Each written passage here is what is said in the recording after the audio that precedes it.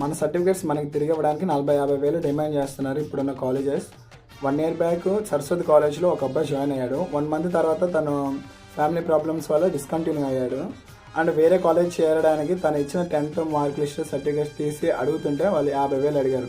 Same మమ్మల్ని అతను contact అయ్యాడు. అన్న నా ప్రాబ్లం ఇది, బట్ నేను 1 month వెళ్ళాను, నేను వేరే కాలేజ్ జాయిన్ అవ్వాలనుకుంటుంటే వాళ్ళు సర్టిఫికేట్స్ ఇవ్వట్లేదు అని. మేము వెళ్ళి మా టీం వెళ్ళి 2 minutes మాట్లాడిన తర్వాత అతను జస్ట్ అక్కడ పక్కనున్న వాళ్ళతో అదే ఇతని సర్టిఫికేట్స్ ఏమేమి ఉన్నాయో మొత్తం తిరిగి ఇచ్చే ఇతనికి అని అన్నాడు.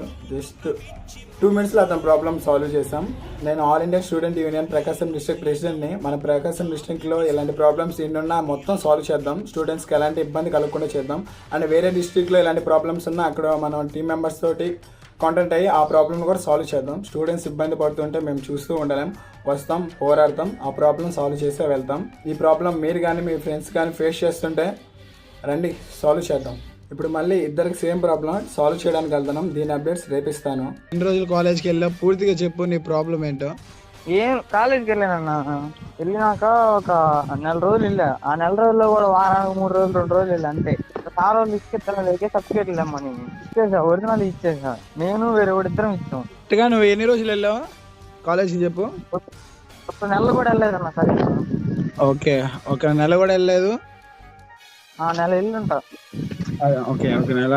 ఇప్పుడు కాలేజ్ ఎంత కట్టమన్నారు నీ సర్టిఫికేట్స్ నీకు ఇవ్వడానికి? 40,000 ఏమో కట్టమన్నారు. 40,000. ఓకే. నీతో పాటు ఇంకొకటి ఉన్నాడు అన్నావు కదా, తన ప్రాబ్లం ఏంటి? వాడు కూడా ఏం రాయాలి, వాడిది కూడా సేమ్ అంతే.